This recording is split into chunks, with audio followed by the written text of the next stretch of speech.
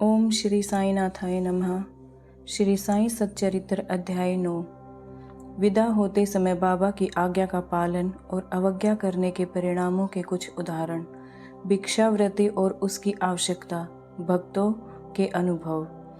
गत अध्याय के अंत में केवल इतना ही संकेत किया गया था कि लौटते समय जिन्होंने बाबा के आदेशों का पालन किया वे सकुशल घर लौटे, और जिन्होंने अवज्ञा की उन्हें दुर्घटनाओं का सामना करना पड़ा। इस अध्याय में यह कथन अन्य कई पुष्टिकारक घटनाओं एवं अन्य विषयों के साथ विस्तार पूर्वक समझाया जाएगा। शिरडी यात्रा की विशेषता। शिरडी यात्रा की एक विशेषता यह थी कि बाबा की आज्ञा के बिना कोई भी शिरडी से प्रस्थान नहीं कर सकता था, और यदि किसी ने ऐसा किया तो मानो उसने अनेक कष्टों को निमंत्रण दे दिया। परंतु यदि किसी को शिरडी छोड़ने की आज्ञा हुई तो फिर वहां उसका ठहरना नहीं हो सकता था। जब भक्तगण लौटने के समय बाबा को प्रणाम करने जाते तो बाबा उन्हें कुछ आदेश दिया करते थे, जिनका पालन अति आवश्यक था।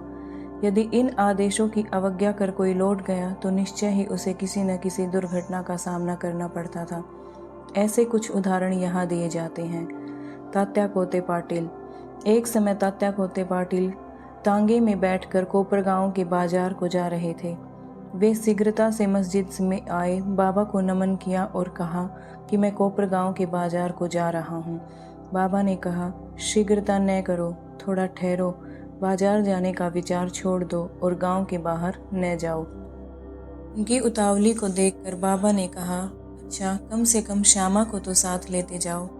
बाबा की आज्ञा की अवहेलना करके उन्होंने तुरंत तांगा आगे बढ़ाया। तांगे के 2 घोड़ों में से एक घोड़ा, जिसका मूल्य लगभग 300 रुपया था, अति चंचल और द्रुतगामी था। रास्ते में सांवली विहीर ग्राम पार करने के पश्चात ही वह अधिक वेग से दौड़ने लगा। अकस्मात ही उसकी कमर में मोच आ गई और वह वहीं गिर पड़ा। यद्यपि तात्या को अधिक चोट तो न आई, परंतु उन्हें अपनी साईं माँ के आदेशों की स्मृति अवश्य हो आई। एक अन्य अवसर पर कोल्हार ग्राम को जाते हुए भी उन्होंने बाबा के आदेशों की अवज्ञा की थी, और ऊपर वर्णित घटना के समान ही दुर्घटना का सामना उन्हें करना पड़ा था। एक यूरोपियन महाशय। एक समय बंबई के एक यूरोपियन महाशय नाना साहेब चांदोरकर से परिचय प्राप्त कर किसी विशेष कार्य से शिरडी आए। उन्हें एक आलीशान तंबू में ठहराया गया। वे तो बाबा के समक्ष नत होकर कमलों का चुंबन करना चाहते थे। इसी कारण उन्होंने 3 बार मस्जिद की सीढ़ियों पर चढ़ने का प्रयत्न किया, परंतु बाबा ने उन्हें अपने समीप आने से रोक दिया। उन्हें आंगन में ही ठहरने और वहीं से दर्शन करने की आज्ञा मिली। इस विचित्र स्वागत से अप्रसन्न होकर उन्होंने शीघ्र ही शिरडी से प्रस्थान करने का विचार किया, और बिना विदा लेते हुए वे वहां आए। बाबा ने उन्हें दूसरे दिन जाने और शीघ्रता न करने की राय दी। अन्य भक्तों ने भी उनसे बाबा के आदेशों का पालन करने की प्रार्थना की, परंतु वे सब की उपेक्षा कर तांगे में बैठकर रवाना हो गए। कुछ दूर तक तो घोड़े ठीक ठाक चलते रहे, परंतु सांवली विहीर नामक गांव पार करने पर एक बाइसिकल सामने से आई, जिसे देखकर घोड़े भयभीत हो गए और द्रुत गति से दौड़ने लगे। फलस्वरूप तांगा उलट गया और महाशय जी नीचे लुढ़क गए और कुछ दूर तक तांगे के साथ घिसटते घिसटते चले गए।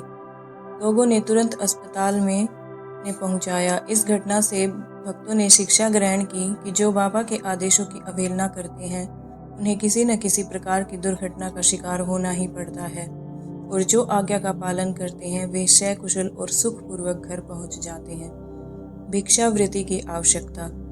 अब हम भिक्षावृत्ति के प्रश्न पर विचार करेंगे। संभव है कि कुछ लोगों के मन में संदेह उत्पन्न हो कि जब बाबा इतने श्रेष्ठ पुरुष थे तो फिर उन्होंने आजीवन भिक्षावृत्ति पर ही क्यों निर्वाह किया।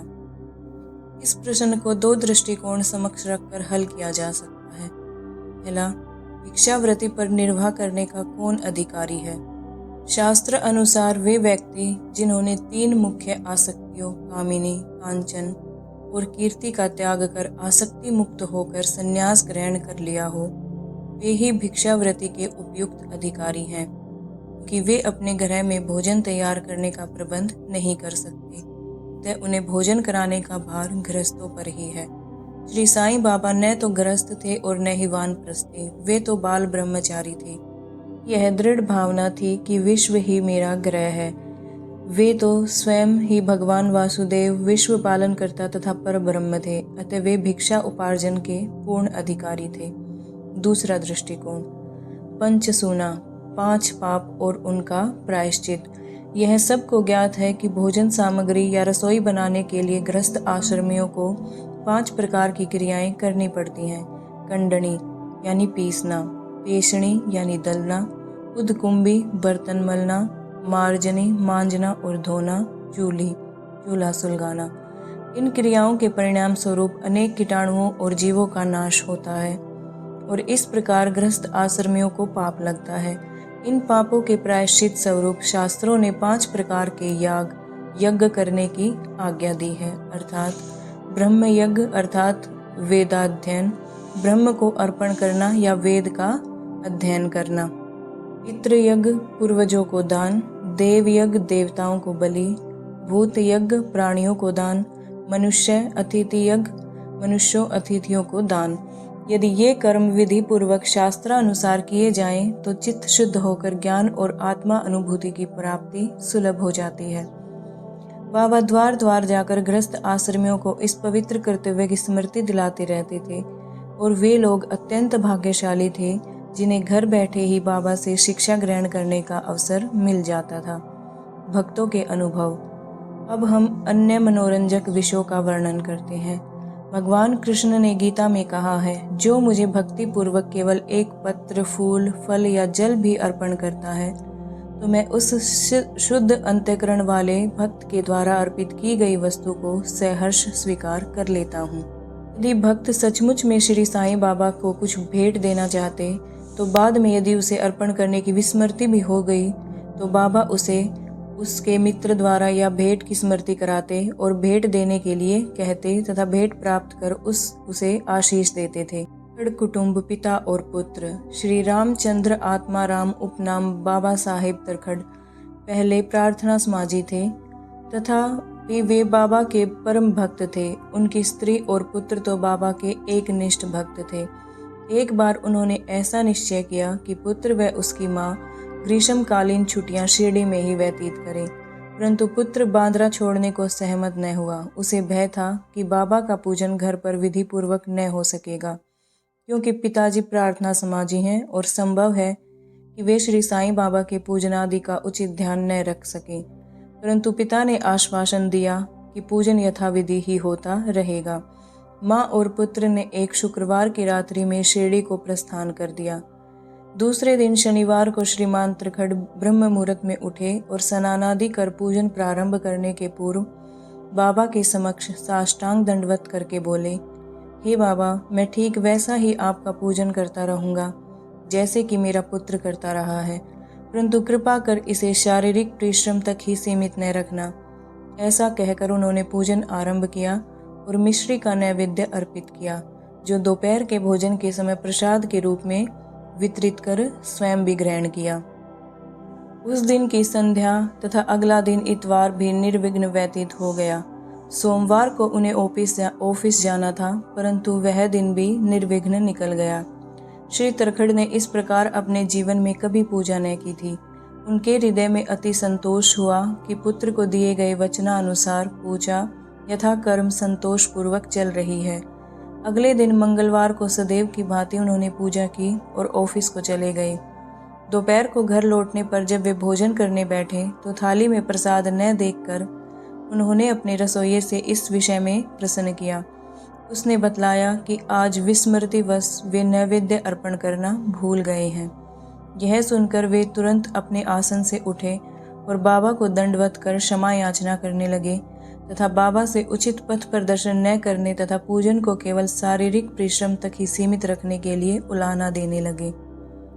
उन्हें संपूर्ण घटना का विवरण अपने पुत्र को पत्र द्वारा लिखकर भेज दिया और उससे प्रार्थना की कि वह पत्र बाबा के श्री चरणों पर रखकर उनसे कहना कि वे इस अपराध के लिए क्षमा प्रार्थी हैं। यह घटना बांद्रा में लगभग दोपहर को हुई थी और उसी समय शिरडी में जब दोपहर की घटना बांद्रा में लगभग दोपहर को हुई थी, उसी समय शिरडी में जब दोपहर की आरती प्रारंभ होने ही वाली थी कि बाबा ने श्रीमती तरखड़ से कहा, माँ, मैं कुछ भोजन पाने के विचार से तुम्हारे घर बांद्रा गया था। द्वार में ताला लगा देखकर भी मैंने किसी प्रकार गृह में प्रवेश किया, परंतु वहाँ देखा कि भाऊ मेरे लिए कुछ भी खाने को नहीं रख गए हैं। अतः आज मैं भूखा ही लौट आया हूँ। किसी को भी बाबा के वचनों का अभिप्राय समझ नहीं आया, परंतु उनका पुत्र जो समीप ही खड़ा था सब कुछ समझ गया कि बांद्रा में पूजन में कुछ तो त्रुटि हो गई है। इसीलिए वह बाबा से लौटने की अनुमति मांगने लगा, परंतु बाबा ने आज्ञा न दी और वहीं पूजन करने का आदेश दिया। उनके पुत्र ने शिरडी में जो कुछ भी हुआ उसे पत्र में लिखकर अपने पिता को भेजा और भविष्य में पूजन में सावधानी बरतने के लिए विनती की। दोनों पत्र डाक द्वारा दूसरे दिन दोनों पक्षों को मिले। श्रीमती तरखड़। एक समय श्रीमती तरखड़ ने 3 वस्तुएं अर्थात भरित भूरता यानी मसाला मिश्रित भुना हुआ बैंगन और दही, काचरिया बैंगन के गोल टुकड़े घी में तले हुए और पेड़ा मिठाई बाबा के लिए भेजी। बाबा ने उन्हें किस प्रकार स्वीकार किया अब देखेंगे। बांद्रा के श्री रघुवीर भास्कर पुरंदरे बाबा के परम भक्त थे। एक समय वे शिरडी को जा रहे थे। श्रीमती तरखड़ ने श्रीमती पुरंदरे को 2 बैंगन दिए और उनसे प्रार्थना की कि शिरडी पहुंचने पर एक बैंगन का भुर्ता और दूसरे का काचरिया बनाकर बाबा को भेंट कर दे। शिरडी पहुंचने पर श्रीमती पुरंदरे भुर्ता लेकर मस्जिद को गई। बाबा उसी समय भोजन को बैठे ही थे। बाबा को वह भुर्ता बड़ा ही स्वादिष्ट प्रतीत हुआ और इस कारण उन्होंने थोड़ा थोड़ा सभी को वितरित किया। इसके पश्चात ही बाबा ने काचरिया मांगा। यह संदेश राधा कृष्णा माई के पास भेजा गया कि बाबा काचरिया मांग रहे हैं। वे बड़े असमंजस में पड़ गई कि अब क्या करना चाहिए। बैंगन की तो अभी ऋतु ही नहीं है। अब समस्या उत्पन्न हुई कि बैंगन किस प्रकार उपलब्ध हो। जब इस बात का पता लगाया गया कि भुर्ता कौन लाया था, तब ज्ञात हुआ कि बैंगन श्रीमती पुरंदरे लाई थी और उन्हें ही काचरिया बनाने का कार्य सौंपा गया था। अब प्रत्येक को बाबा की इस पूछताछ का अभिप्राय विदित हो गया और सबको बाबा की सर्वज्ञता पर महान आश्चर्य हुआ। दिसंबर सन 1915 में श्री गोविंद बालाराम मानकर शिरडी जाकर वहां अपने पिता की अंत्येष्टि क्रिया करना चाहते थे। प्रस्थान करने से पूर्व ही वे श्रीमती तरखड़ से मिलने आए। श्रीमती तरखड़ बाबा के लिए कुछ भेंट शिरडी भेजना चाहती थी। उन्होंने पूरा घर छान डाला, परंतु एक पेड़े के अतिरिक्त उन्हें कुछ भी न मिला और वह पेड़ा भी अर्पित नैवेद्य का था। बालक गोविंद ऐसी परिस्थिति देखकर रोने लगा, परंतु फिर भी अति प्रेम के कारण वही पेड़ा बाबा के लिए भेज दिया। उन्हें पूर्ण विश्वास था कि बाबा उसे अवश्य ही स्वीकार कर लेंगे। शिरडी पहुंचने पर गोविंद मानकर बाबा के दर्शनार्थ गए, परंतु वहां पेड़ा ले जाना भूल गए। बाबा यह सब चुपचाप देखते रहे, परंतु जब वह पुनः संध्या समय बिना पेड़ा लिए हुए वहां पहुंचा तो फिर बाबा शांत न रह सके और उन्होंने पूछा कि तुम मेरे लिए क्या लाए हो। उत्तर मिला, कुछ नहीं। बाबा ने पुनः प्रश्न किया और उसने वही उपयुक्त उत्तर फिर से दोहरा दिया। अब बाबा ने स्पष्ट शब्दों में पूछा, क्या तुम्हें माँ ने चलते समय कुछ मिठाई नहीं दी थी। उसे स्मृति हो आई और वह बहुत ही लज्जित हुआ और बाबा से क्षमा याचना करने लगा। वह दौड़कर शीघ्र ही वापस गया और पेड़ा लेकर बाबा के सम्मुख रख दिया।